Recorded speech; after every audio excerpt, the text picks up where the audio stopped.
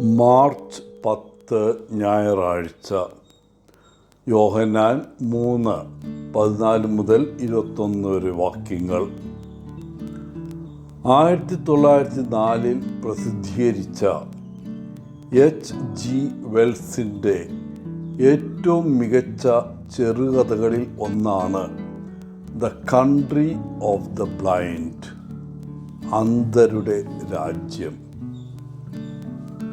ഈ കഥ തെക്കേ അമേരിക്കയിലെ ഒരു നിഗൂഢ താഴ്വരയെക്കുറിച്ചുള്ളതാണ്.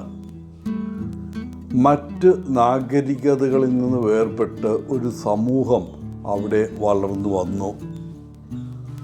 ഒരിക്കൽ ഒരു രോഗം ഈ സമൂഹത്തെ ബാധിച്ചു. അതോടുകൂടി അവരെല്ലാവരും അന്ധരായി. പിന്നീട് ഓരോ പുതിയ തലമുറയും പൂർണ്ണമായും കാഴ്ചയില്ലാത്തവരായി ജനിക്കുന്നു. ഒരു ദിവസം ഇക്വഡോറിൽ നിന്നുള്ള ഒരു മനുഷ്യൻ നൂനസ് ഒരു പർവ്വത ഗൈഡായി പ്രവർത്തിക്കുമ്പോൾ ഈ അന്ധന്മാരുടെ താഴ്വാരയിലേക്ക് വീണ്.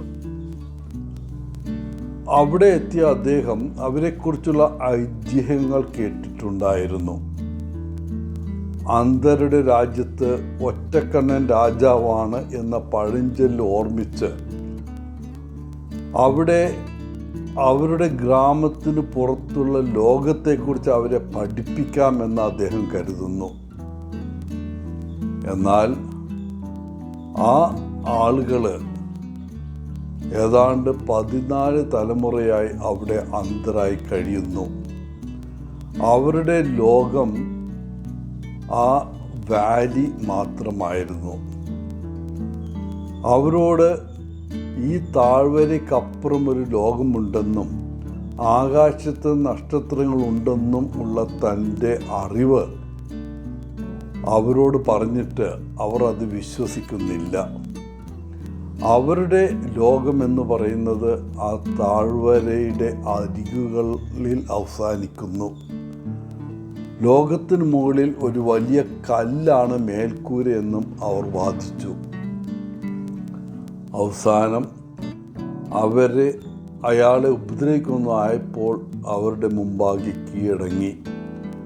തനിക്ക് കാണാം എന്ന് പറഞ്ഞതിന് ക്ഷമാപണം നടത്തി. തനിക്ക് തെറ്റുപറ്റിപ്പോയെന്നും അവർ പറയുന്നത് പോലെ താഴ്വാരയ്ക്കപ്പുറം മറ്റൊരു ലോകമില്ല എന്നും അവരുടെ ലോകത്തിന് മുകളിൽ ഒരു വലിയ കല്ലിൻ്റെ മേൽക്കൂരയുണ്ടെന്നെല്ലാം അയാൾ സമ്മതിക്കുന്നു. അങ്ങനെ അവസാനം അയാൾ അന്ധരുടെ രാജ്യത്തെ പൗരനായിത്തീരുന്നു.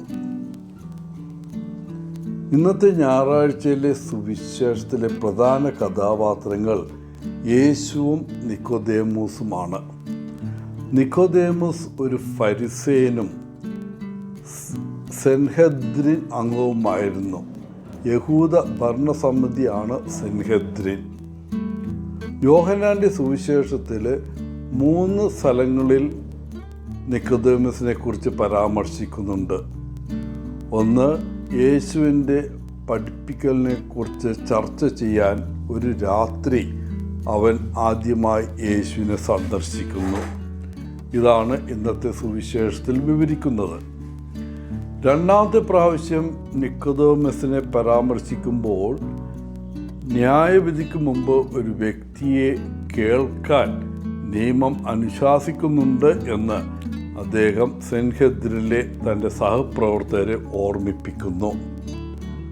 മൂന്നാമത്തെ പ്രാവശ്യം നാം കാണുന്നത് യേശുവിൻ്റെ ക്രൂശീകരണത്തിന് ശേഷം യേശുവിൻ്റെ ശരീരം സംസ്കരിക്കുന്നതിന് അരിമത്യയിലെ ജോസഫിനെ സഹായിക്കാൻ സുഗന്ധദ്രവ്യങ്ങളുമായിട്ട് വരുന്ന നിക്കോദേമോസിനെയാണ്. ഇന്നത്തെ സുവിശേഷത്തിൽ യേശു നിക്കോദേമോസിനോട് പറയുന്നു, വെളിച്ചം ലോകത്തിലേക്ക് വന്നിരിക്കുന്നു, എന്നാൽ ആളുകൾ അവരുടെ പ്രവൃത്തികൾ തിന്മയായതിനാൽ വെളിച്ചത്തേക്കാൾ കൂടുതൽ ഇരുട്ടിനെ സ്നേഹിച്ചു. എന്തെന്നാൽ ദുഷ്പ്രവൃത്തികൾ ചെയ്യുന്നവൻ വെളിച്ചത്തെ വെറുക്കുന്നു, അവൻ്റെ പ്രവൃത്തികൾ വെളിപ്പെടാതിരിക്കാൻ വെളിച്ചത്തിലേക്ക് വരുന്നില്ല. ഈ ലോകത്തിലേക്ക് വന്ന വെളിച്ചം യേശുവായിരുന്നു. ഇരുട്ട് ഭരിക്കുകയും ഒടുവിൽ അവനെ കൊല്ലുകയും ചെയ്തിട്ടും യേശുവിൻ്റെ വെളിച്ചം ഇപ്പോഴും തിളങ്ങുന്നു.